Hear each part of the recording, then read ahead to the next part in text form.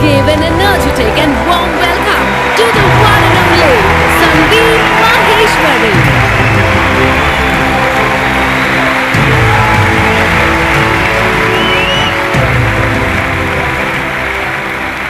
Good morning, everybody. एक छोटी सी request है, एक्सक्यूज मी, आप लोग जो आगे बैठे हुए हैं, स्टेज पे ना लाइट बहुत ज्यादा है, जिसकी वजह से मुझे पीछे तक दिख नहीं रहा है। तो आप एक बार चेक करके बताएंगे पूरा स्टेडियम खाली पड़ा है क्या?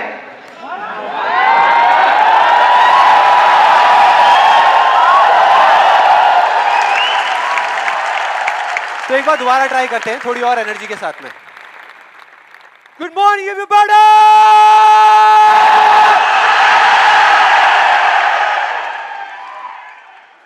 अब कुछ मजा आया। अब लग रहा है कि इस सेशन का नाम अनस्टॉपेबल है।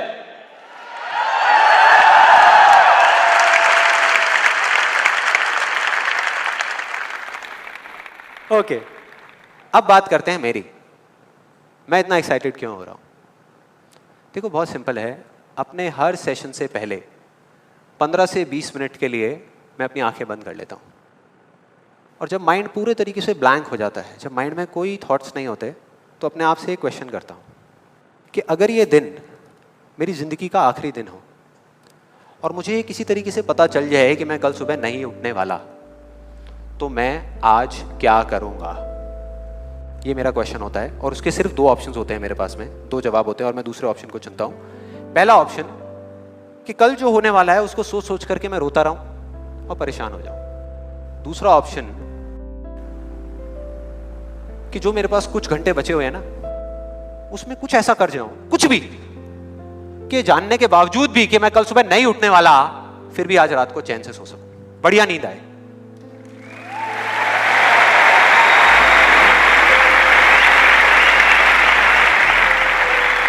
और इसीलिए आज यहां पर जो कुछ भी होने वाला है, जो कुछ भी, वो मेरे लिए सिर्फ एक सेशन नहीं है।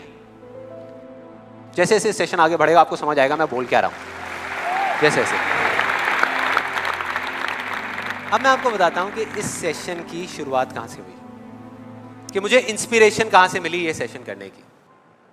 आज से 3 महीने पहले मेरे नाम से एक कुरियर आया ऑफिस में और उस एनवेलप पे लिखा हुआ था the first life changing seminar of Sandeep Maheshwari.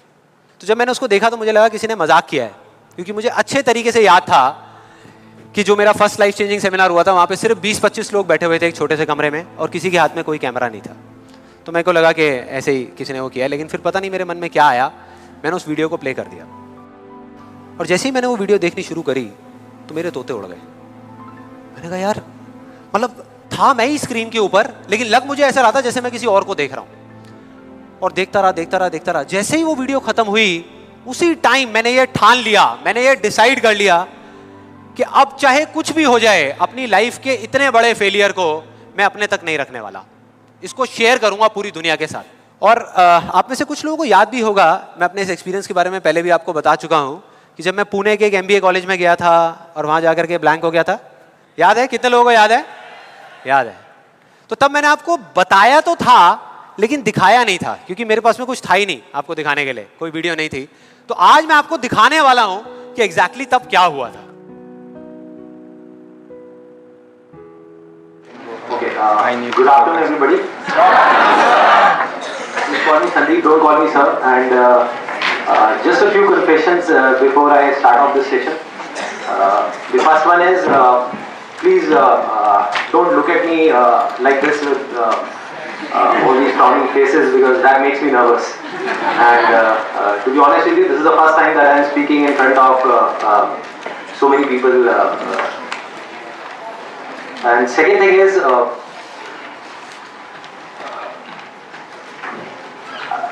I will be not talking about the theory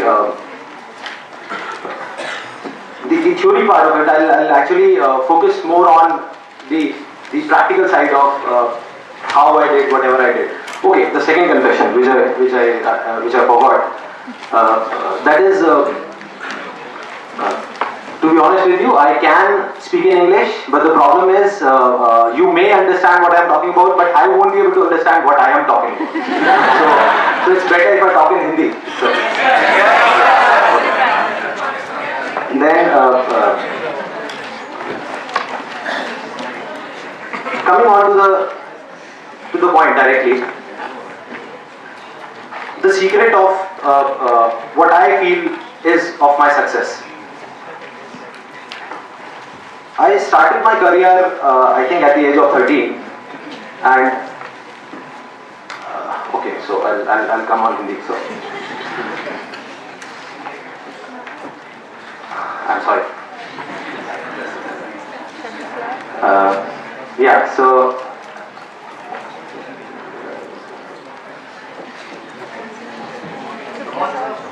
yeah, I'll do it. The images बाजार start कर सकता हूँ तो ये भी कर सकता हूँ. So I think it's not that big a deal.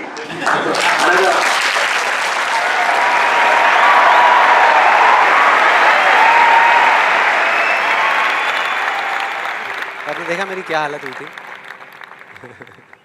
I think सबका यही हाल होता है जब वहाँ पे स्टेज पे जाते हैं, इतने सारे लोग सामने बैठे होते हैं, सबका यही होता है. तो जब मैंने ये वीडियो देखी तो मेरे दिमाग में सिर्फ एक ही चीज़ चल रही थी, सिर्फ एक, कि ऐसा क्यों हुआ कि मैं अपना इतना बड़ा मजाक उड़वाने के बाद भी बाज नहीं आया, और क्या वजह है कि मैं वहाँ से यहाँ तक आ गया. लेकिन मुझे ना इसका एग्जैक्ट जवाब नहीं मिल रहा था. मतलब मुझे समझ नहीं आ रहा था कि इसके पीछे वजह क्या है. और फिर फाइनली एक दिन वो वजह समझ आई. मैंने एक कहानी पढ़ी कहीं पर, और उस कहानी के जब मैं अंदर तक गया तो मेरे को समझ आया कि हाँ, ये वजह है. ये कहानी है दो बच्चों की जो एक गांव में रहते थे. उनमें से एक 6 साल का था और एक 10 साल का. दोनों बहुत अच्छे दोस्त थे, बिल्कुल शोले के जय और वीरू जैसे.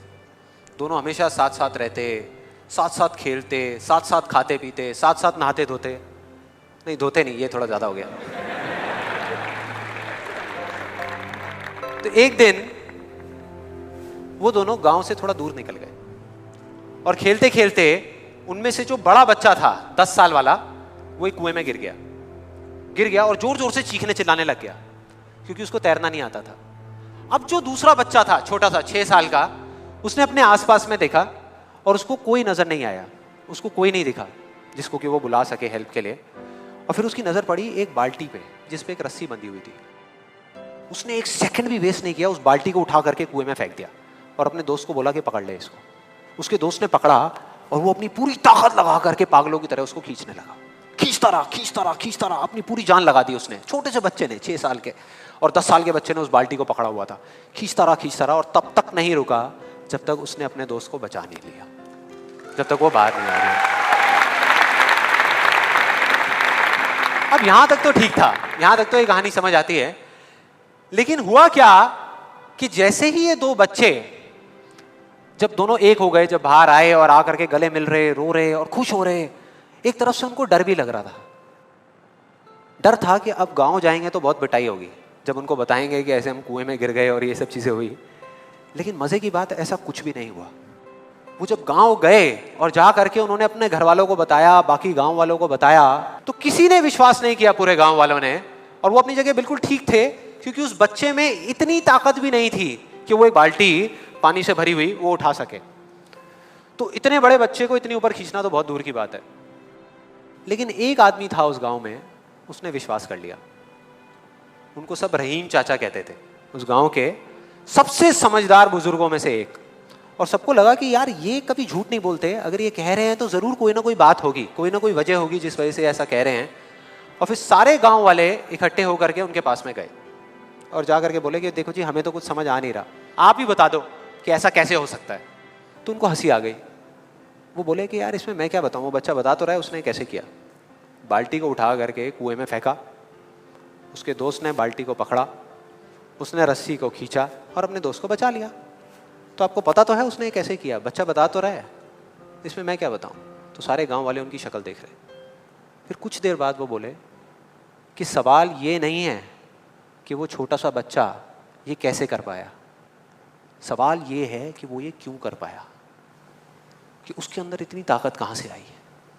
और बोले इसका सिर्फ एक जवाब है, सिर्फ एक, कि जिस वक्त उस बच्चे ने ये किया, उस टाइम पे उस जगह पर दूर दूर तक कोई नहीं था, उस बच्चे को यह बताने वाला कि तू ये नहीं कर सकता।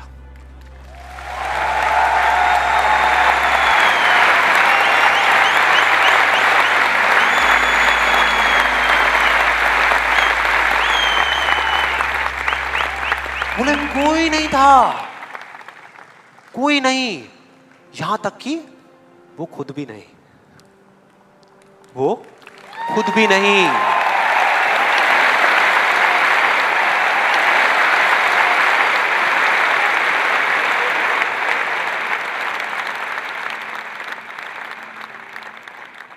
अब मैं आप लोगों से पूछता हूं कि अगर कुछ ऐसा हो जाए, अगर आपको भी उस बच्चे की तरह किसी की आवाज सुनाई ना दे जो आवाजें आपको रोकती है, ना किसी और की ना अपनी, तो क्या होगा? मजा आ जाएगा, राइट? उस बच्चे की तरह आपको भी कोई नहीं रोक पाएगा। You'll be unstoppable, right? Yes और नो? यस और नो? यस और नो? थियोरेटिकली तो ये बात बहुत अच्छी लग रही है सुनने में, लेकिन अगर हम प्रैक्टिकली देखें तो सिर्फ यस बोलने से काम नहीं चलने वाला। ये आप सबको भी पता है और मुझे भी पता है। ये जो अनस्टॉपेबल बनने वाला काम है, उसके लिए क्या करना पड़ेगा? 2 दीवारें तोड़नी पड़ेगी। 2 दीवारें, पहली बनी है दूसरों की आवाज की, कि आपके ऊपर दूसरों की आवाजों का असर होना बंद हो जाए, और दूसरी आपकी खुद की आवाज। ये ज्यादा बड़ी दीवार है। तो अब देखते हैं कि इस पहली दीवार को कैसे तोड़ना है। उस कहानी में उस बच्चे के आसपास में कोई नहीं था उसको रोकने वाला, लेकिन क्या रियल लाइफ में ऐसा होता है? यस और नो? नो। क्या होता है कि हम एक काम करने की सोचते हैं, करना शुरू भी नहीं करते, सिर्फ सोचते हैं कि हमको ये काम करना है, और सामने से 4 लोग आ जाते हैं रोकने के लिए। 4 लोग आ जाते हैं तरह तरह की बातें करने के लिए कि ये नहीं हो सकता। अरे बड़ा इम्प्रैक्टिकल सा आइडिया है। जब कोई नहीं कर पाया तो तू क्या करेगा? होता है ऐसा? कितने लोगों के साथ ऐसा हुआ है? सबके साथ हुआ है और होता रहता है। और मेरे साथ तो पता नहीं कितनी बार हुआ है। किसी के साथ कुछ ज्यादा ही हुआ है लगता है। लगता है उनको राह चलते भी, मेट्रो में भी कोई मिलता है, अबे तू नहीं कर पाएगा, चल।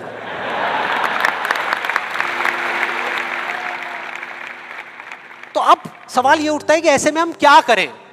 ऐसे में जो ऐसी बातें आपको बोल रहे हैं, ना तो आप उनका मुंह बंद कर सकते हो, ना अपने कान बंद कर सकते हो, क्योंकि वो लोग कोई राह चलते लोग नहीं होते, वो आपके अपने होते हैं। आपके अपने फ्रेंड्स हैं, रिलेटिव्स हैं, आपके घर में हैं, आपके ऑफिस में हैं। तो मैं आपको ये नहीं बोल सकता कि आप क्या करो ऐसी सिचुएशन में, लेकिन मैं ये बता सकता हूं कि मैं क्या करता था। जैसे ही कोई बोलता था मेरे को, या आज भी अगर बोलता है कि ये नहीं हो सकता या तू ये नहीं कर सकता, तो मैं ना चुप रहता हूं, ना उनसे लड़ता हूं। मैं सिर्फ एक वर्ड में उनसे एक सिंपल सा क्वेश्चन पूछता हूं, एक वर्ड में। क्यों? क्यों नहीं कर सकता? क्यों नहीं हो सकता? और जैसे ही मैं ये करता हूं उसके बाद बहुत मजा आता है। आप कभी करके देखना, बहुत मजा आएगा। 90% लोग ऐसे मिलेंगे आपको जिनके पास में इस क्यों का जवाब ही नहीं होगा। जवाब ही नहीं होगा। नहीं, वो सोच में पड़ जाते हैं। जैसे मैं पूछता ना क्यों, हाँ क्या, क्यों, ये कैसा सवाल है? तो ये है वो 90% लोग जिनके पास में कोई जवाब ही नहीं होता, या होता भी है तो वो इतना फनी होता है कि आप चाह करके भी अपने आप को हंसने से नहीं रोक पाओगे। जैसे एक बार मेरे साथ हुआ था, जब मैं करीबन आई थिंक 18 साल का था और मैंने नया नया फोटोग्राफी का कोर्स किया था। तो हमारे घर में एक छोटा सा फंक्शन चल रहा था, और वहाँ पर मैं अपनी मदर के साथ और फादर के साथ में खड़ा हुआ कुछ बातें कर रहा था। इतनी देर में एक सामने से आंटी आई और आकर के बोली, संदीप। हाँ जी आंटी। बेटे क्या नया चक्कर चल रहा है तेरा आजकल? मैं डर गया। मैं मन ही मन सोच रहा, मैंने कहा इनको कैसे पता लगा मेरे नए अफेयर के बारे में? मैं और ही चला गया। फिर मैंने उनको देखा और डरते डरते उनसे मैंने कहा कि भाई आंटी जी क्या मतलब, मैं कुछ समझा नहीं, कौन सा चक्कर, क्या क्या कौन सा? तो आंटी ने बोला, कहते क्यों, तू ये फोटोग्राफी नहीं कर रहा आजकल? ये फोटोग्राफी का कोर्स नहीं किया तूने? तो उन्होंने बोला, मेरी थोड़ी सी जान में जान आई। मैंने कहा अच्छा, फोटोग्राफी की बात हो रही थी। फिर उन्होंने बोला, बेटा अगर तू बुरा ना माने तो एक बात कहूँ। मैंने कहा नहीं नहीं आंटी बोलिए ना। बेटे मेरी अगर तू माने ना, तो ये जो तू फोटोग्राफी के चक्करों में पड़ा है ना, ये सब बेकार की चीज़ें हैं। इससे अच्छा ये है कि तू कोई और ढंग का काम कर ले या अपनी पढ़ाई लिखाई में ध्यान दे।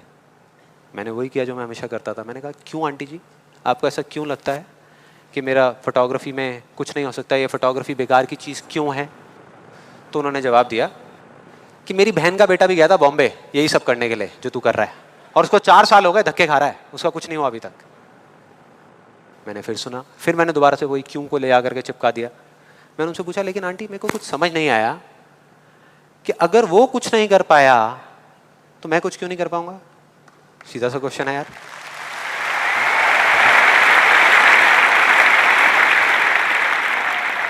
वो थोड़ी सी इरिटेट हो गई, लेकिन उसके बाद जो उन्होंने बोला, उस दिन मेरा कम से कम 10 किलो खून बढ़ गया होगा हंसते हंसते। उन्होंने गुस्से से मेरे से पूछा, कहते तेरे कितने % आए थे 12th में?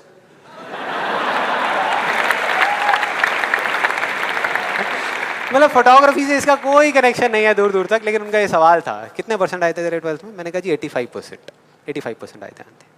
फिर उन्होंने एक अजीब सा एक्सप्रेशन दिया, मेरे को ऐसे देखा जैसे कि मेरे से बड़ा बेवकूफ़ इस पूरी दुनिया में कोई नहीं है, और बोली उसके 92% आए थे।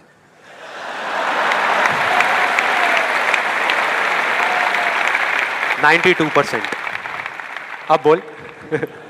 मैं कहा अब क्या बोलूं? अब बोलने को आपने छोड़ा क्या है? क्या कोई है जो ऐसी बातों को सीरियसली ले सकता है? नो, यस और नो? नो, ले ही नहीं सकते।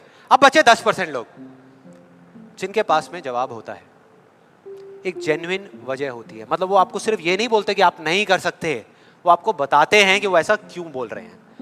तो मुझे जब भी कोई ऐसा मिलता है तो मैं उनके पास में जाकर के शांति से बैठता हूं, उनकी सारी बात को समझता हूं, फिर अकेले में जाकर के उस प्रॉब्लम का सॉल्यूशन निकाल लेता हूं और अपने पूरे दिल से उस इंसान को थैंक्स करता हूं, क्योंकि इनडायरेक्टली ऐसे लोग हमको हेल्प करते हैं आगे बढ़ने में।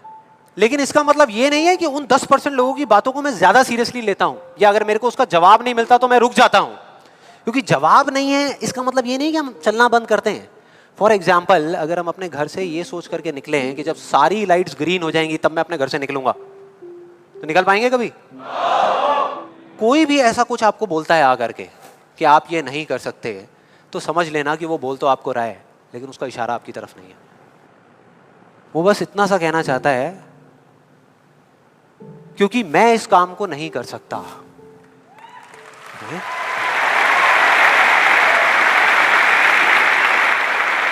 वो बस इतना सा कहना चाहता है क्योंकि मैं इस काम को नहीं कर सकता, या मुझे नहीं पता कि इस काम को कैसे करना है, इसलिए मुझे लगता है कि इस पूरी दुनिया में कोई भी नहीं कर सकता।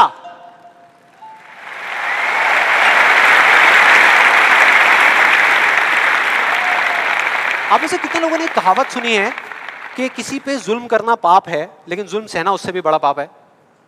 कितने लोगों ने सुनी है? ऑलमोस्ट सबने सुनी है। बिल्कुल इसी तरह से कोई इंसान अगर जिंदगी में कुछ करना चाहता है ना, या कुछ बनना चाहता है, तो उसको जा करके ये बोलना कि तू ये नहीं कर सकता, उसकी हिम्मत को तोड़ना, उसकी उम्मीद को तोड़ना एक बहुत बड़ा पाप है। क्योंकि कई बार कुछ लोगों के पास में सिर्फ एक उम्मीद होती है और कुछ भी नहीं, लेकिन वहीं दूसरी तरफ किसी को इतना हक देना कि वो आ करके आपके सामने खड़ा हो जाए और आपको कुछ भी बोलता रहे, आपकी उम्मीद को तोड़ दे, आपकी हिम्मत को तोड़ दे, और आप चुपचाप खड़े खड़े उसको देखते रहो, कुछ भी ना कहो, कुछ भी ना करो, ये उससे भी बड़ा पाप है।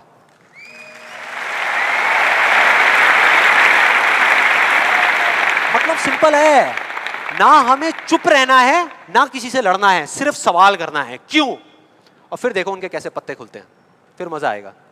और जिस दिन आप लोगों को भी मेरी तरह ये बात समझ आ जाएगी ना, उस दिन आपके ऊपर ऐसी बातों का असर होना बंद हो जाएगा।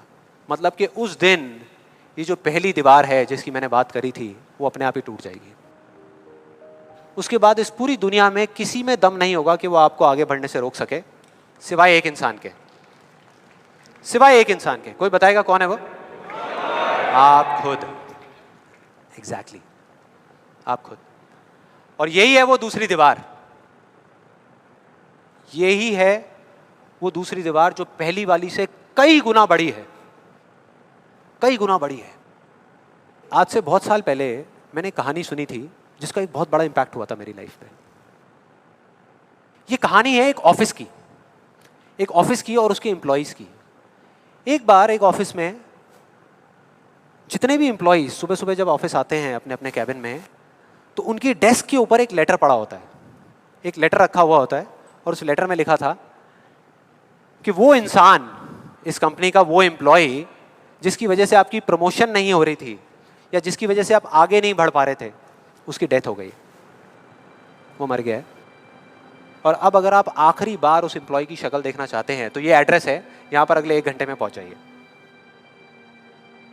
जैसे ही उस एड्रेस पे गए तो वहां पर एक कॉफिन पड़ा हुआ था। कॉफिन होता है, उसको जब लोगों ने दूर से देखा तो एक तरफ तो सबको दुख हो रहा था, बुरा लग रहा था कि यार ये नहीं होना चाहिए था, और दूसरी तरफ से उनको थोड़ी बहुत खुशी भी हो रही थी कि चलो अच्छा है, मेरी रास्ते का जो सबसे बड़ा पत्थर था वो हट गया। लेकिन फिर एक एक करके जैसे ही वो लोग उस कॉफिन के पास गए और जा करके उन्होंने उस एम्प्लॉय की शक्ल देखी उस कॉफिन के अंदर, तो उन्हें खुद पे शर्म आने लगी, क्योंकि उस कॉफिन में कोई नहीं था, सिर्फ एक शीशा था, एक मिरर था जिसमें उनकी खुद की शक्ल दिख रही थी।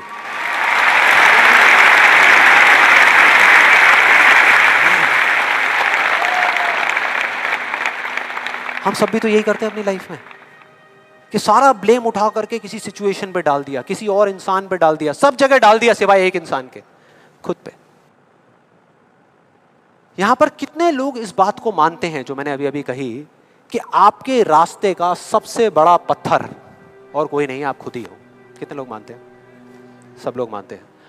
लेकिन एक चीज और है यहां पर बहुत मजेदार, कि कोई भी इंसान, कोई भी, चाहे वो आप हो, चाहे मैं हूं, चाहे कोई भी है, वो जान करके अपने रास्ते का पत्थर क्यों बनेगा? अपना ही नुकसान क्यों करेगा? अपना ही दुश्मन क्यों बनेगा?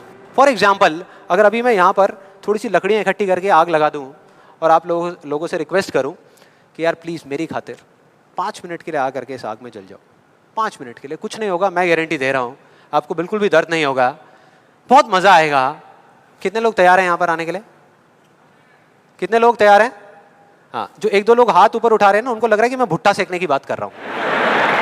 भाई साहब, आपको सेकने की बात हो रही है उस आग में। कोई नहीं आएगा, कोई नहीं आएगा। क्यों? क्योंकि कोई भी इंसान हो वो जानबूझ करके अपना नुकसान कभी नहीं करेगा, कभी भी नहीं करेगा। तो ये सवाल मेरे को पिछले कई महीनों से तंग कर रहा था, अंदर ही अंदर खा रहा था कि क्या फर्क होता है उन लोगों में जो जाने अनजाने अपने खुद के सबसे अच्छे दोस्त होते हैं और उनमें जो जाने अनजाने खुद के ही सबसे बड़े दुश्मन होते हैं। और फाइनली पिछले महीने मेरे को जवाब मिल गया, सब कुछ समझ आ गया कि क्या फर्क है। मैं रोज की तरह अपने घर के पास वाले एक पार्क में वॉक कर रहा था और एकदम से ही बहुत तेज बारिश शुरू हो गई, बारिश होने लगी एकदम तेज। तो मैंने इमीडिएटली अपने हाथ ऐसे रखे ताकि मेरे चश्मे पे पानी ना आए और जा करके सीधा एक शेड के नीचे चला गया। उसके कुछ सेकंड्स के अंदर अंदर उस शेड के नीचे और भी बहुत सारे लोग इकट्ठे हो गए। लोग तरह तरह की बातें कर रहे थे, मैं अपने आसपास में सुन रहा था। लेकिन मैंने एक चीज़ नोट करी कि ज़्यादातर लोग, उनका ध्यान बारिश की तरफ नहीं था, बारिश की वजह से होने वाली जो प्रॉब्लम्स थी उसकी तरफ था। जैसे मेरे यहाँ पे थोड़ा सा आगे जा करके 2 लड़के खड़े हुए थे, वो आपस में बात कर रहे थे कि भाई आज ट्रैफिक का बड़ा बुरा हाल होने वाला है, बारिश इतनी तेज़ हो रही है। तो वो इस तरीके की बातें कर रहे हैं। एक वहाँ पे अंकल जी थे पीछे, वाइफ को बोल रहे थे कि भाई मैंने तेरे को पहले ही कहा था कि छाता रख ले, छाता रख ले, अब देख मैं ऑफिस के लिए लेट हो जाऊँगा। तो इस तरह की बातें हो रही थी, तरह तरह की। तभी मैंने एकदम से देखा कि सामने से, मतलब मैं यहाँ खड़ा हुआ था, मेरे यहाँ पे एक लड़का खड़ा हुआ था, मुझे अभी भी एग्जैक्ट याद है। वो लड़का इनफैक्ट वो काफ़ी बड़ा कैरेक्टर था, बहुत सीरियस, मतलब बहुत टेंशन में था वो। हुआ क्या था, उसकी जेब में एक नोट पड़ा हुआ था जो गीला हो गया था, 20 रुपए का। तो उसको हिला हिला करके सुखाई जा रहा है, उसको फूंक मार रहा है और ये सब चीज़ें। तो मैं पहले, मेरा ध्यान उसकी तरफ था, फिर मैंने जैसे ही उधर देखा तो उधर से एक आदमी आ रहा था शेड की तरफ। उसका भी एक हाथ ऐसे था, लेकिन दूसरे हाथ से उसने अपनी बच्ची का हाथ पकड़ा हुआ था, छोटी सी बच्ची, 4-5 साल की, बड़ी प्यारी बच्ची। फर्क ये था कि उस बच्ची का हाथ ऐसे नहीं था, उसका हाथ ऐसे था, ऐसे था। और वो बच्ची बड़ी प्यारी प्यारी हरकतें कर रही थी। मैंने देखा वहाँ से, ऐसे उसका हाथ था, बार बार उस पर पानी की बूंदें गिर रही, वो इकट्ठा कर रही और पी रही, इकट्ठा कर रही और पी रही, इकट्ठा कर रही और पी रही। तो जैसे ही वो शेड के पास आए, मैं थोड़ा सा साइड हो गया। तो इधर वो मेरे नोट सुखाने की मशीन थी, इधर मैं सोच रहा था अपने भी नोट निकाल के दे दूं, भाई ये भी सुखा दे।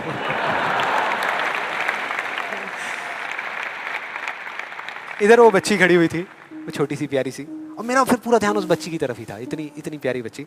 और इधर उसके पापा अपने मोबाइल पे कुछ काम कर रहे थे।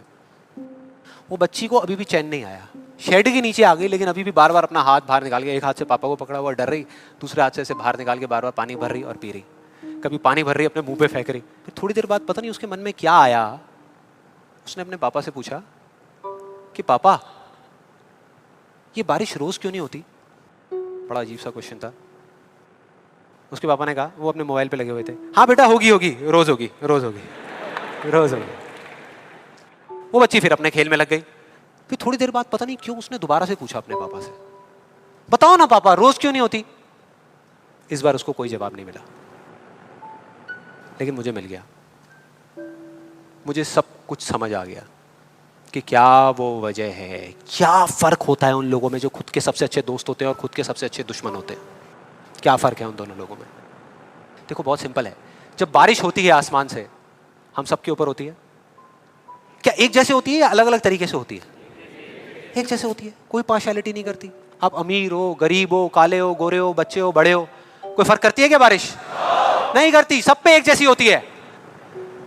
बिल्कुल उसी तरह से वो शक्ति, वो एनर्जी जिससे पूरी दुनिया चल रही है, जिससे अभी अगर आप अभी फील करने की कोशिश करो, आपकी सांसें चल रही है, मेरी सांसें चल रही है। जिस शक्ति में इतनी ताकत है कि अगर वो चाहे तो एक सेकंड भी नहीं लगेगा, इस पूरी दुनिया को खत्म कर सकती है, और एक सेकंड के 1 करोड़वें हिस्से में इस दुनिया को दोबारा से बना भी सकती है। उसको आप साइंटिफिकली चाहे एनर्जी का नाम दे दो, चाहे स्पिरिचुअली भगवान कहो, आत्मा कहो, परमात्मा कहो, कुछ भी कहते रहो, उससे कोई फर्क नहीं पड़ता। और बिल्कुल उस बारिश की तरह उस शक्ति की भी बारिश हम सब पर होती रहती है, उस एनर्जी की भी बारिश होती रहती है, और सब पर एक जैसे होती है। फिर चाहे आप अमिताभ बच्चन हो, बिल गेट्स हो, कोई भी हो, कोई फर्क नहीं पड़ता। आप इस स्टेज पे खड़े हो या वहां बैठे हो, कोई फर्क नहीं पड़ता। तो फर्क क्या है? देखो बहुत सिंपल है, वही फर्क जो उस बारिश में था, जो मैंने नोट किया उस बच्ची के बीच में और औरों के बीच में। कुछ लोगों का हाथ ऐसे होता है और कुछ का ऐसे होता है, यही फर्क।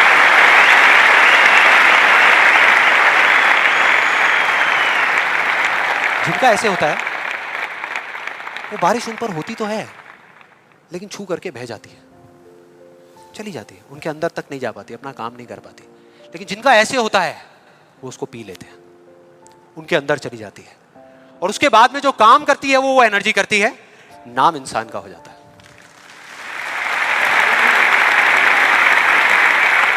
नाम हो जाता है कि वो कर रहा है, वो कर रहा है, वो कर रहा है। अरे कौन कर रहा है? वही एनर्जी पीछे से काम कर रही है। हम क्या कर सकते हैं? अगर मैं आपको कहूं कि हमारी बॉडी के जितने भी फंक्शंस हैं, उसमें से 99% फंक्शन से ज्यादा ऐसे हैं, डाइजेशन से लेकर के, ब्रीदिंग से लेकर के, ये सारी चीजें जो हम कंट्रोल नहीं करते, जो हमारे कंट्रोल में है ही नहीं। 1% चीजें हम कंट्रोल करते हैं और 100% क्रेडिट ले जाते हैं। और अब मजे की बात पता है क्या है? सबसे मजेदार बात कि यहां पर हम जितने भी लोग बैठे हुए हैं ना, हम सबको पता है कि अगर हमारे हाथ अभी ऐसे हैं तो ऐसे कैसे लाने हैं, क्योंकि बचपन में हम सबके बाय डिफॉल्ट हाथ ऐसे ही थे, सबके। फिर धीरे धीरे कुछ लोगों के यहाँ चले गए, कुछ के यहीं रह गए। जिनके यहाँ रह गए उनको हम सक्सेसफुल बोलते हैं, जिनके यहाँ चले गए उनको हम फेलियर्स बोलते हैं, अलग अलग फील्ड्स में। तो कोई बताएगा कि ऐसा क्या था जो बचपन में हम एक दिन में हजारों बार करते थे और अब हजारों दिनों में एक बार भी नहीं करते? याद करो वो बच्ची क्या कर रही थी उस पार्क में, बार बार क्या कर रही थी? एग्जैक्टली क्वेश्चन पूछ रही थी, मतलब के सवाल कर रही थी। Let's give a big hand for her.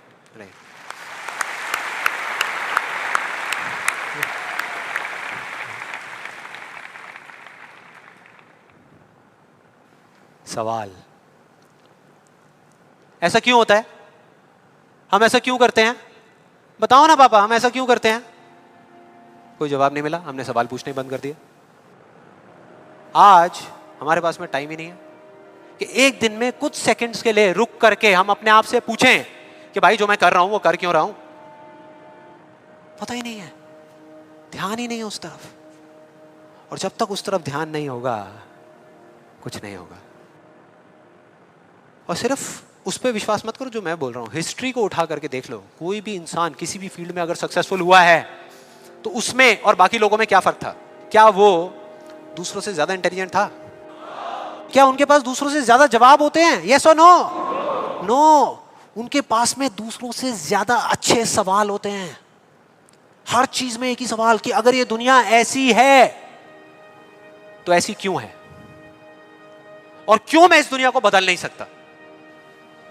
अगर पूरी दुनिया मुझे ये कहती है, मेरे घर वाले मुझे कहते हैं कि मेरी तो किस्मत ही खराब है, मेरी हाथ की लकीरों में ही कमी है, तो क्यों मैं अपनी हाथ की लकीरों को नहीं बदल सकता?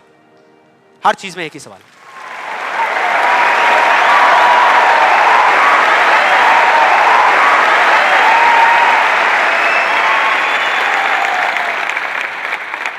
और दूसरी तरफ किसी फेलियर के पास चले जाओ, उनके पास आपको सिर्फ जवाब मिलेंगे, सवाल एक भी नहीं। सिर्फ एक्सक्यूजेस मिलेंगे, सिर्फ बहाने मिलेंगे, बस। सवाल पूछ ही नहीं रहे तो जवाब मिलेगा कहां से?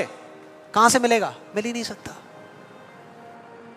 तो मैं क्या कह रहा हूं कि लाइफ में आप जो कुछ भी कर रहे हो, जो भी, उससे कोई फर्क नहीं पड़ता, लेकिन अगर आपके पास में इस क्यों का बिल्कुल क्लियर जवाब है तो उस काम को आप पूरे विश्वास के साथ कर रहे हो। और अगर इस क्यों का जवाब ही नहीं है तो आप सिर्फ उस काम को अंधविश्वास पे कर रहे हो, जो आज नहीं तो कल टूटेगा ही टूटेगा। फॉर एग्जाम्पल, मैं आपको एक रियल लाइफ एग्जाम्पल से बताता हूं। क्या कभी आप लोगों के साथ ऐसा कुछ हुआ है कि घर में कोई बड़ा सा फंक्शन चल रहा हो, जैसे किसी की शादी हो रही हो, और वहां पे कोई रिलेटिव बीमार हो गया? हुआ है? कितने लोगों के साथ हुआ है ऐसा? हुआ है। तो ऐसे में क्या होता है? क्या होता है? जैसे ही एक किसी की तबीयत खराब होती है तो बाकी लोग क्या करते हैं? डॉक्टर बन जाते हैं, अपनी अपनी राय देते हैं आकर के। मेरी फैमिली में भी एग्जैक्टली बिल्कुल ऐसा ही हुआ था। मेरी एक कज़न सिस्टर की शादी थी और मेरे एक अंकल आए हुए थे अब्रॉड से। उनकी तबीयत खराब हो गई, उनको बुखार हो गया, और जैसे ही एक एक करके सब लोगों को पता लगा तो सब लोग आए और आ करके अपने अपने आइडियाज़ देने लगे। एक आंटी जी आई, काढ़ा बना करके, अपना अदरक का, तुलसी का, शहद का वो काढ़ा बना करके, बेटा ये पी लो, 2 घंटे में ठीक हो जाओगे, बुखार अभी उतर जाएगा, बहुत पुराना नुस्खा है। उसके बाद में एक अंकल आए, बड़े फनी, वो आ करके उन्होंने ऐसे उनके सर पे हाथ रखा, गर्म हो रहे हैं। फिर उन्होंने कहा कुछ नहीं है, इनको ठंडी बर्फ़ की पट्टियाँ कर दो, अभी सारा बुखार उतर जाएगा। ऐसे सब तरह तरह के लोग आ रहे थे, तरह तरह के, और अपने अपने आइडियाज़ दे रहे थे। सबको पूरा विश्वास था कि ये करने से वो ठीक हो जाएंगे, उनका बुखार उतर जाएगा। लेकिन इसका बिल्कुल उल्टा हुआ।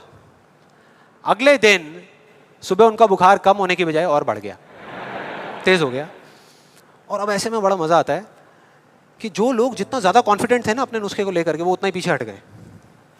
उनका जवाब था कि भाई मैं तो कल ही कह रही थी कि डॉक्टर को बुला लो, किसी ने मेरी सुनी नहीं।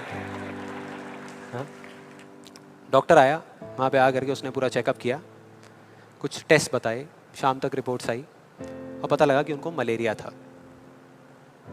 डॉक्टर को जैसे ही पता लगा उसने कुछ दवाई दी और अगले कुछ दिनों में वो बिल्कुल ठीक हो गए। तो क्या फर्क था डॉक्टर में और बाकी लोगों में?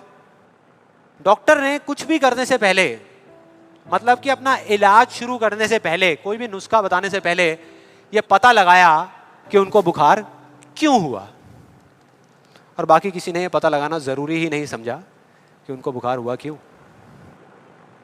डॉक्टर को पता था कि उस बीमारी का कॉज क्या है, उसकी जड़ क्या है, उसकी वजह क्या है, और इस वजह से उसको पूरा विश्वास था कि मैं ये दवाई दूंगा और वो ठीक हो जाएंगे। बाकी सब जो कह रहे थे कि हमको विश्वास है, उनको सिर्फ अंधविश्वास था कि वो ठीक हो जाएंगे, वो विश्वास नहीं था।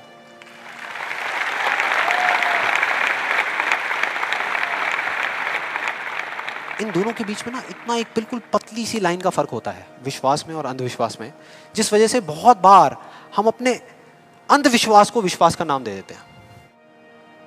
और इसका आज की डेट में सबसे बड़ा एग्जाम्पल, सबसे बड़ा, वो है लॉ ऑफ अट्रैक्शन।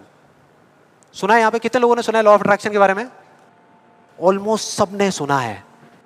अब ये बहुत मजेदार है, लॉ ऑफ अट्रैक्शन।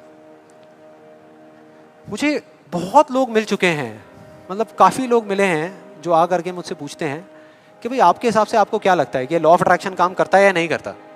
तो मेरा सिंपल सा जवाब होता है कि अगर आप मेरा जवाब चाहते हो तो जवाब है हाँ, कि ये काम करता है।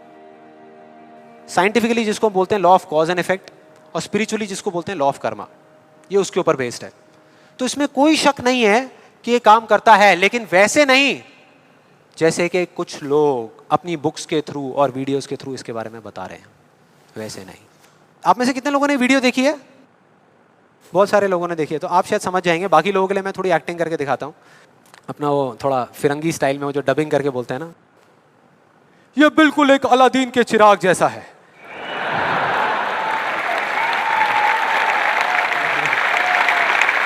बिल्कुल ऐसा लगता है किसी चमत्कारी बाबा की बात हो रही है कि वो आशीर्वाद रखेंगे और काम हो जाएगा 1 सेकंड में। बिल्कुल ऐसा लग रहा है सुनने में। ये बिल्कुल एक अलादीन के चिराग जैसा है, आपको सिर्फ हुक्म देना है कि आप क्या चाहते हैं। आपको बंगला चाहिए, आपको गाड़ी चाहिए, आपको पैसा चाहिए, आपको सिर्फ बताना है कि आपको क्या चाहिए, फिर देखिए क्या होगा। ये प्रकृति आपके सुर से सुर मिलाएगी, ताल से ताल मिलाएगी।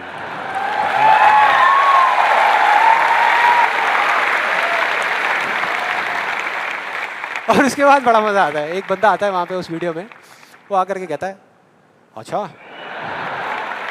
इतना आसान है, तो मैं 3 लड़कियों के साथ डेट पे जाना चाहता हूं। 3 लड़कियों के साथ। और उसको बोलते हैं, उसको जवाब मिलता है उस लॉ ऑफ अट्रैक्शन वाले लोगों से, आपको कुछ भी नहीं करना, आपको सिर्फ एक पेंटिंग बनानी है। अपनी एक पेंटिंग बनाइए जिसमें आप बैठे हैं और साथ में 3 लड़कियां बैठी है, और फिर देखिए क्या होता है। वो बंदा पेंटिंग बनाता है। उसके कुछ दिन बाद किसी चमत्कार की वजह से वो लड़का एक पार्क में बैठा होता है, उसके आसपास में 3 लड़कियां बैठी होती हैं, और उसमें से एक लड़की उसको अंगूर खिला रही होती है। भाई क्या है ये? क्या है ये? अगर मजाक नहीं है तो आप में से कितने लोगों ने ये ट्राई किया? मैं लॉ ऑफ अट्रैक्शन की बात कर रहा हूं, 3 लड़कियों के साथ डेट पे जाने की बात नहीं कर रहा। ऐसे पता नहीं कितने एग्जाम्पल्स हैं उस बुक में, उस वीडियोस में। एक सबसे फनी एग्जाम्पल जो बहुत लोग ट्राई कर रहे हैं, आई एम श्योर यहाँ पे भी बहुत लोगों ने ट्राई किया होगा, कार पार्किंग का। उसमें एक आदमी बोलता है, मैं जब अपने घर से निकलता हूँ तो मैं सोचता हूँ कि वो गाड़ी की जो पार्किंग है वो मेरे लिए खाली पड़ी होगी, और मैं जैसे ही जाता हूँ वो पार्किंग मेरे लिए खाली पड़ी होती है, और मैं जा करके अपनी गाड़ी लगा देता हूँ। क्या कमाल है यार। देखो कई बार मुझे 1-2 मिनट वेट भी करना पड़ता है, लेकिन फिर वो जगह अपने आप मेरे लिए खाली हो जाती है। मैं क्या करता हूँ, मैं सिर्फ सोचता हूँ वो जगह मेरे लिए खाली। कमाल है यार। हाँ, बढ़िया लग रहा है ना सुनने में, अच्छा लगता है। ये सारी बातें सबको अच्छी लगती है, किसको नहीं लगेंगी? सच बताऊं, मुझे भी अच्छी लगेंगी सुनने में। बुरी किसको लगेगी? कि सोचना शुरू कर दो और गाड़ियों की पार्किंग मिलनी शुरू हो जाएगी। ये आई एम श्योर बहुत लोगों ने ट्राई किया होगा। कितने लोगों ने ट्राई किया है? आपके हिसाब से काम करता है ये? अच्छा, एक सवाल है, हमेशा करता है या कभी कभी करता है? कभी कभी करता है। लेकिन फिर वो एक लॉ कैसे हुआ? लॉ उसे कहते हैं जो एक ही कंडीशन में अगर सेम कॉज हो तो उसका सेम इफेक्ट आना चाहिए, उसको लॉ कहते हैं। सिंपल है भैया। अगर कंडीशन सेम है, आप एक ही जमीन पे 2 बीज बोओगे आम के, तो दोनों आम के पेड़ ही बनेंगे, एक एप्पल का पेड़ नहीं बन सकता। सीधा सा फंडा है। तो इसका मतलब कहीं ना कहीं कुछ कंफ्यूजन है, कुछ गड़बड़ है। तो मैं एक बहुत बड़ा यहाँ पर एक कमिटमेंट करने वाला हूँ, एक बहुत बड़ा चैलेंज करने वाला हूँ इन वीडियोस के अंदर। मेरा ओपन चैलेंज है उन लोगों को जिन्होंने ये बुक लिखी है और जिन्होंने ये वीडियोस बनाई है, क्योंकि उनसे ज़्यादा कौन जानता है इस लॉ के बारे में। वो जानते हैं कि वो क्या कह रहे हैं, वो समझते हैं कि वो क्या कह रहे हैं। तो मेरा ओपन चैलेंज है कि हम एक शर्त लगाते हैं, इस दुनिया में कहीं पर भी एक पार्किंग लॉट चूज करेंगे जो थोड़ा सा बिजी रहता हो, और वहां पर वो एक स्पॉट आइडेंटिफाई करेंगे, पार्किंग का स्पॉट, और अपने लॉ ऑफ अट्रैक्शन की पूरी पावर लगाएंगे। लगा सकते हैं, क्या दिक्कत है? सोचना ही तो है। सोचते रहेंगे, फील करते रहेंगे, मेरे को ये जगह मिलेगी मिलेगी मिलेगी। करो। जिस दिन उनको वो जगह मिल गई, मेरा एक कमिटमेंट है और मैं ये ओपन चैलेंज कर रहा हूं, उनको मैं 1 लाख रुपए दूंगा। और जिस दिन नहीं मिली, उन्हें मुझे सिर्फ 10,000 रुपए देने हैं। सिर्फ 10,000 रुपए, मतलब 1 का 10। कुछ लोगों का दिमाग चलना शुरू हो गया, अबे ये बढ़िया यार, मैं जा रहा हूं। मैं आ रहा हूं इस चैलेंज के लिए। कितने लोगों को लगता है कि वो आएंगे, इस चैलेंज को एक्सेप्ट करेंगे? कितने लोगों को लगता है नहीं आएंगे? वो नहीं आएंगे, वो आ ही नहीं सकते, क्योंकि उन्हें भी पता है कि सच क्या है और झूठ क्या है। वो सब अच्छे तरीके से इस बात को जानते हैं, क्योंकि मैं जिस लॉ के बेसिस पे बात कर रहा हूं, मैं कोई थियोरेटिकल कॉन्सेप्चुअल बात नहीं कर रहा, मैं बात कर रहा हूं लॉ ऑफ प्रोबेबिलिटी के बेस पे, जिसके बेस पे इस दुनिया के सारे कैसीनोस चल रहे हैं। एक बिजी पार्किंग है 100 गाड़ियों की, उनको उस स्पॉट पे पार्किंग मिलने की प्रोबेबिलिटी क्या है? 1:100 एग्जैक्टली, 1%। उनको नहीं मिलने की क्या है? 99:100। मतलब यहां पर एक बहुत बड़ा मैसेज है, जरूरी नहीं है जो बातें सुनने में अच्छी लग रही है वो एक्चुअल में अच्छी हो। यहां किसी ने बैंक लोन लिया हुआ है? किसी ने कोई बैंक लोन लिया हुआ है? हाँ, तो जो आपने बैंक लोन लिया हुआ है, आपकी मंथली EMI जाती होंगी बैंक को, इंस्टॉलमेंट जाती होंगी, जाती हैं? तो अब मैं आपको 2 ऑप्शंस देने वाला हूं, 2 ऑप्शंस। आप बताना आपको सुनने में कौन सा ऑप्शन ज्यादा अच्छा लग रहा है। पहला ऑप्शन कि आप जो काम कर रहे हो उसको पूरा दिल से करो, दिन रात करो, खूब काम करके जो आप पैसा कमाते हो उससे वो इंस्टॉलमेंट्स पे कर दो। दूसरा ऑप्शन है कि आपको ये सोचना है कि बैंक अपना जो लोन है वो माफ कर देगा और अपना पैसा वापस मांगना बंद कर देगा, और रातों रात कहीं से आपके कोई दूर के अंकल आपको 25-25 हजार रुपए महीने के चेक भेजना शुरू कर देंगे। कौन सा ऑप्शन ज्यादा अच्छा लग रहा है सुनने में, पहला या दूसरा? दूसरा। यही वजह है, इसी वजह से ये सब हो रहा है। वो जो झूठ बोल रहे हैं ना, उनकी कोई गलती नहीं है, वो ही बोल रहे हैं जो लोग सुनना चाहते हैं, और वो नहीं जो सच है, क्योंकि सच बहुत कम लोग सुनना चाहते हैं। इस वजह से सारी चीजें हो रही हैं।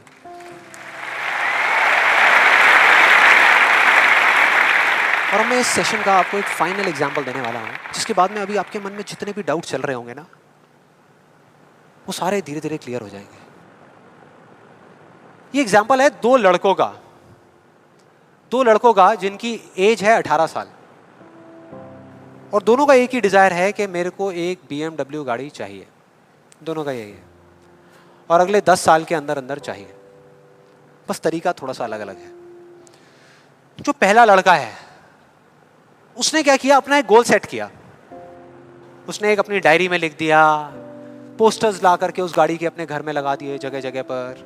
24 घंटे उस गाड़ी के बारे में सोचने लग गया कि ये गाड़ी मुझे चाहिए चाहिए चाहिए।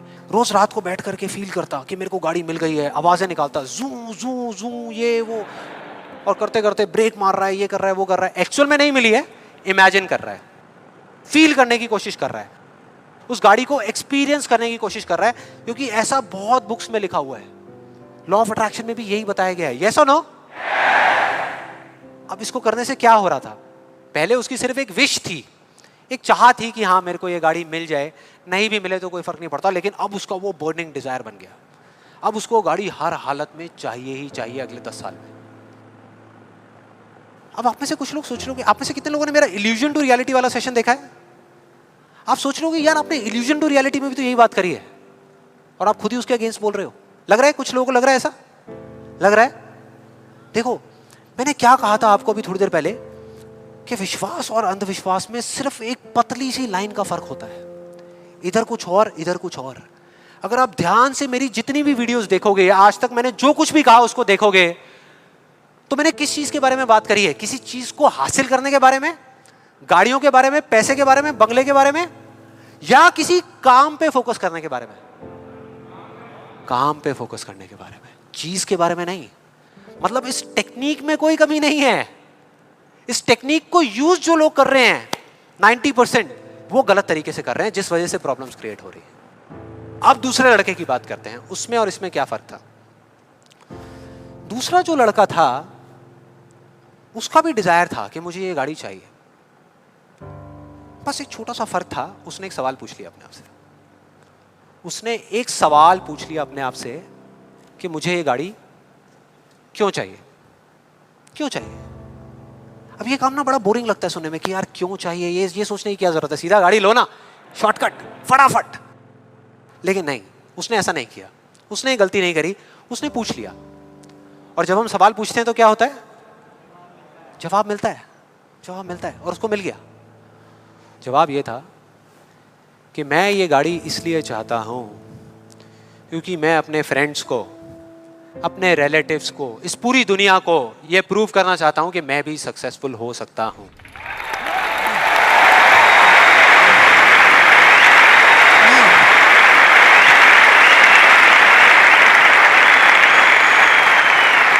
तो उसको जवाब मिल गया कि मैं ये इसलिए चाहता हूं क्योंकि मैं प्रूव करना चाहता हूं। फिर उसने दोबारा सवाल किया कि क्यों, मैं क्यों अपने आसपास वालों को, इस पूरी दुनिया को ये प्रूव करना चाहता हूं, क्यों करना चाहता हूं? और फिर उसको एक जवाब मिला, क्योंकि मेरे आसपास में जितने भी लोग हैं वो सब यही कर रहे हैं। उसने एक आखिरी सवाल पूछा और जब उसका जवाब मिला ना तो वो हिल गया, उसके सारे फंडे क्लियर हो गए। वो सवाल था कि सब ऐसा क्यों कर रहे हैं, और उसको जवाब मिला, सब ऐसा इसलिए कर रहे हैं क्योंकि सब ऐसा ही कर रहे हैं। बस उसको समझ आ गया कि एक रेस लगी हुई है जहां पर सब भाग रहे हैं, कोई तेज भाग रहा है, कोई धीरे भाग रहा है, लेकिन किसी को पता ही नहीं है कि वो भाग क्यों रहे हैं। और जैसे ही उसको ये समझ आया, उसको ये जवाब मिला, तो उसको ये तो नहीं पता था कि मैं अब क्या करने वाला हूं, लेकिन उसको ये समझ आ गया कि मुझे क्या नहीं करना। उसने डिसाइड कर लिया उसी टाइम, उसी मोमेंट में ये डिसाइड कर लिया कि मुझे नहीं बनना इस रैट रेस का हिस्सा, मुझे नहीं प्रूव करना किसी को कुछ भी, मुझे नहीं चाहिए कोई गाड़ी वाड़ी। अब मैं वो करूंगा जो मेरा दिल कहता है, जो मेरे अंदर की आवाज है। बाढ़ में गई दुनिया।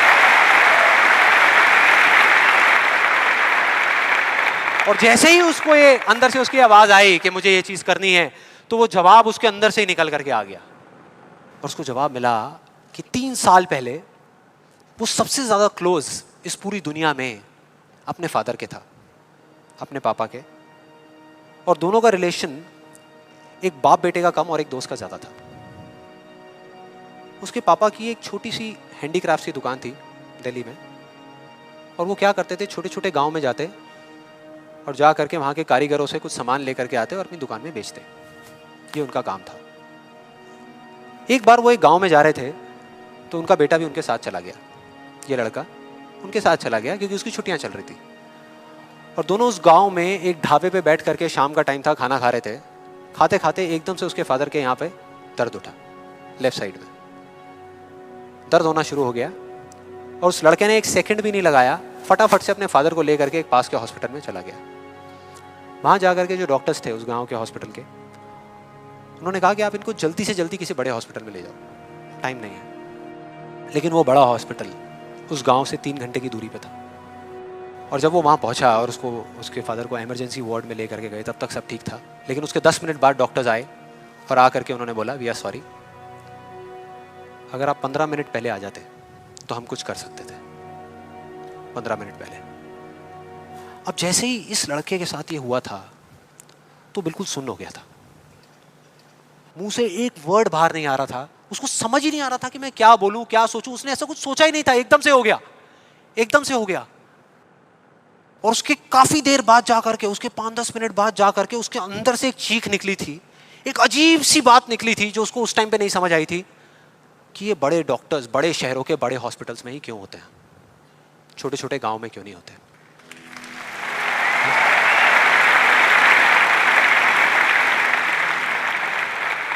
उस टाइम उसको नहीं समझ आया, आज समझ आ गया। उसको समझ आ गया कि मेरे साथ ऐसा क्यों हुआ था, जिससे कि मैं एक डॉक्टर बनूं और जा करके छोटे छोटे हॉस्पिटल्स में काम करूं, ना कि एक गाड़ी खरीदूं।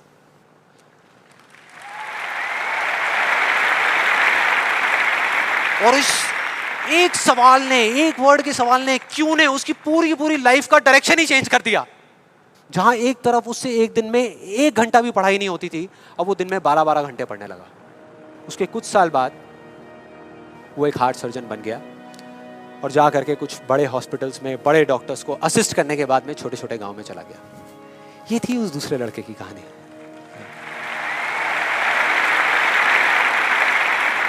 10 साल हो गए हैं, तब दोनों 18 साल के थे, आज दोनों 28 साल के हो चुके हैं। लेकिन क्या दोनों की लाइफ में थोड़ा बहुत फर्क होगा? एक बार देखते हैं एग्जैक्टली कि क्या फर्क होगा। जो पहला लड़का था उसने इस लॉ को पूरे विश्वास के साथ प्रैक्टिस किया, लॉ ऑफ अट्रैक्शन को पूरे विश्वास के साथ कि ये काम करता है, करेगा करेगा, इतने लोग बोल रहे हैं गलत थोड़ी होंगे, पूरी दुनिया बोल रही है कि ये काम करता है। उसने किया, लेकिन फ्यूचर किसी के हाथ में नहीं है ना, उसको नहीं मिला, उसको वो गाड़ी नहीं मिली। क्या होगा उसके साथ में? क्या होगा? खुश रहेगा? टूट जाएगा, पागल हो जाएगा, बिखर जाएगा, समझ ही नहीं आएगा कि हो क्या रहा है मेरे साथ में। यह है एक सिचुएशन। दूसरी सिचुएशन कि उसको BMW गाड़ी नहीं मिली लेकिन होंडा सिटी मिल गई। अब क्या होगा? खुश रहेगा? रह ही नहीं सकता, रह ही नहीं सकता, क्योंकि ये गोल सेटिंग करके और ये सब करके उसने अपने डिजायर को बढ़ा लिया, अपने अंधविश्वास को इतना बढ़ा लिया कि अब उसको वो ही गाड़ी चाहिए और किसी गाड़ी से उसका काम ही नहीं चलने वाला। जबकि अगर दूसरे एंगल से देखा जाए तो एक 28 साल के लड़के के लिए जो मिडिल क्लास बैकग्राउंड से बिलोंग करता है, अपने पैसों की एक होंडा सिटी गाड़ी खरीदना भी बहुत बड़ी बात होती है, राइट? बहुत बड़ी बात होती है। अब तीसरी सिचुएशन ये बहुत इंटरेस्टिंग है। मान लो 10 साल में एक चमत्कार हुआ, उसने कई तरह के काम करे और उसको BMW गाड़ी मिल गई। अब क्या होगा? खुश रहेगा? सेटिस्फाइड हो जाएगा अपनी लाइफ से, बैठ जाएगा आराम से, हाँ, मिल गई, यही तो चाहिए था, मिल गया, हो गया काम, लाइफ बढ़िया हो जाएगी उसकी। उसका लालच और बढ़ जाएगा, उसका अंधविश्वास और बढ़ जाएगा। वो कहेगा कि अगर इस लॉ ऑफ अट्रैक्शन को प्रैक्टिस करके मुझे 10 साल में ये गाड़ी मिल सकती है तो अगले 5 साल में एक इतना बड़ा घर क्यों नहीं मिल सकता? यस और नो? मतलब कि उसको सब कुछ मिल चुका होगा लेकिन वो उसको छोड़ करके फ्यूचर के अंदर किसी और चीज को पकड़ लेगा। सब कुछ होने के बाद भी वो फ्यूचर में जिएगा और उसकी हालत बिल्कुल एक ऐसे खरगोश के जैसी हो जाएगी जिसके सर के सामने किसी ने डंडा लगा करके गाजर को टांग दिया। इमेजिन करो कैसा होगा वो खरगोश, जो उस गाजर को देख तो सकता है, बिल्कुल उसकी आंखों के सामने है, उसको खाने के लिए भाग भी सकता है लेकिन कभी खा नहीं सकता, मरते दम तक सिर्फ भाग सकता है, खा नहीं सकता। क्योंकि उसकी जो खुशी है वो उस काम में नहीं है जो वो काम कर रहा है, किसी चीज में है, बाहर है, उसके अंदर नहीं है। अब देखते हैं दूसरे लड़के को। ये बहुत इंटरेस्टिंग है कि इस दूसरे लड़के का क्या होगा। 10 साल हो गए, वो छोटे छोटे गांव में जा करके अपना काम कर रहा है और पहली सिचुएशन, उसको गाड़ी नहीं मिली, BMW गाड़ी उसको चाहिए थी 10 साल पहले लेकिन आज नहीं मिली, तो क्या होगा? क्या होगा? खुश रहेगा। उसकी खुशी किसी गाड़ी में नहीं है, किसी चीज में नहीं है, उसके काम में है। कल जो मिलने वाला है उसमें नहीं है, आज जो वो कर रहा है उसमें है।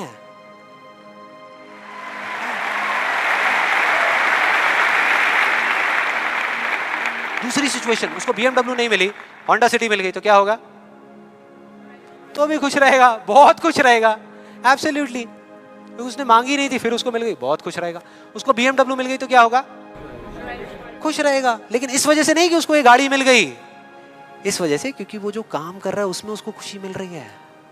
और एक सबसे बड़ा फर्क पता है क्या है यहां पर इन दोनों के अंदर? सबसे बड़ा फर्क अगर आप ध्यान से देखोगे, ये जो दूसरा लड़का है, अगर इसको गाड़ी मिल गई, जो डॉक्टर है, और छिन गई 1 साल बाद, तो क्या होगा? तब भी खुश रहेगा। लेकिन जो पहला है उसका क्या होगा? अरे वो सिर्फ डर में जिएगा, वो सिर्फ डर में जिएगा। जो है उसको खोने का डर, जो मैं चाहता हूं उसके ना मिलने का डर, 24 घंटे सिर्फ डर।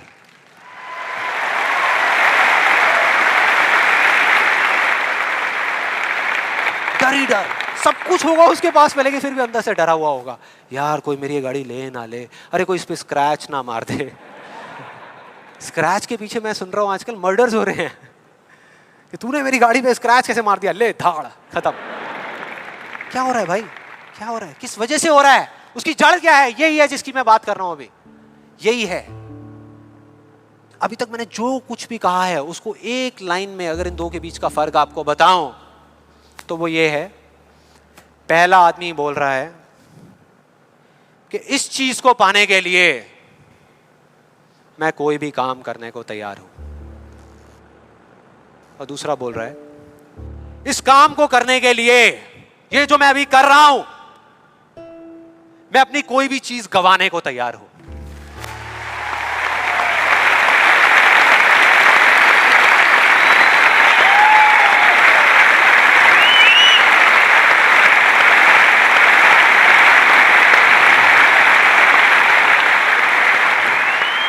एक की जिंदगी का मकसद है, जो पहला है पाना, हासिल करना, उस चीज पे कब्जा करना किसी भी तरीके से, बस वो चीज मेरे हाथ में आ जाए। फिर चाहे इसके लिए उसको धर्म के रास्ते पे चलना पड़े या अधर्म के, वो चलेगा। उसको सही काम करना पड़े या गलत करना पड़े, वो करेगा। लेकिन दूसरा, उसके लिए अपने अंदर की आवाज को सुन करके, अपने अंदर की मतलब कि अपने दिल की आवाज को सुन करके किया गया कर्म ही इस दुनिया का सबसे बड़ा धर्म है।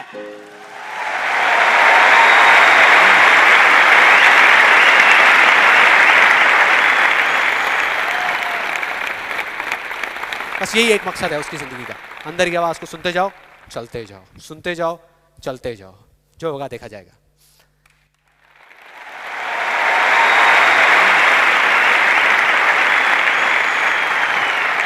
और इस गलत फहमी में मत रहना कि जो पहला है उसको दूसरे से ज्यादा मिलेगा, ये सोचना भी मत।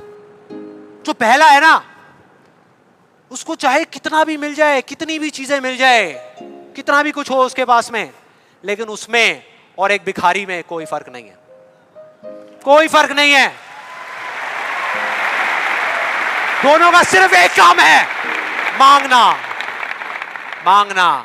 तो अगर उसको मिला भी, पहले वाले को अगर मिला भी, तो बस इतना ही मिलेगा जितना वो मांग सकता है या जहां तक वो सोच सकता है, उससे ज्यादा नहीं मिल सकता। लेकिन जो दूसरा है, उसको जिस दिन मिलना शुरू होगा ना, बिना कुछ मांगे, बिना मांगे, वो इतना होगा, इतना होगा जितना वो खुद तो क्या, इस पूरी दुनिया में कोई सपने में भी नहीं सोच सकता, सपने में भी नहीं सोच सकता।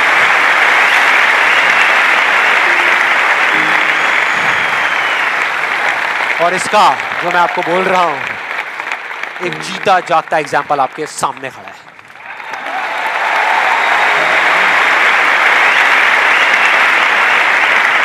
और जिस दिन आपने भी मेरी तरह इस रास्ते पे चलना शुरू कर दिया, तो वो दिन दूर नहीं है जब आपके पास सब कुछ होगा, आपके आसपास में जो आपको चाहिए उससे बहुत ज्यादा होगा, सब कुछ होगा, लेकिन फिर भी अपना कुछ भी खोने का डर नहीं होगा। चला जाए, चला जाए, चला जाए, ये जाए, वो जाए, कुछ भी जाए, कोई डर नहीं है। और ये डर नाम की दीमक है ना, जो लोगों की आंखों में दिखती है, जो अंदर ही अंदर लोगों को खोखला कर रही है, वो आपके अंदर जाना तो दूर, आपको छू भी नहीं पाएगी, छू भी नहीं पाएगी। You'll be fearless! ना जीने का लालच, ना मरने का डर। जो करोगे यहां से करोगे।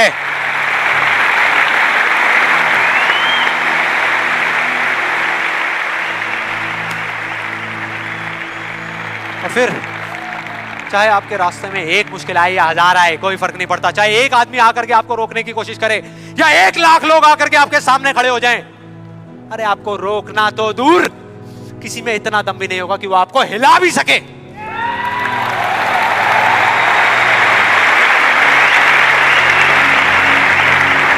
क्योंकि उस दिन आप पर खुद उसका हाथ होगा।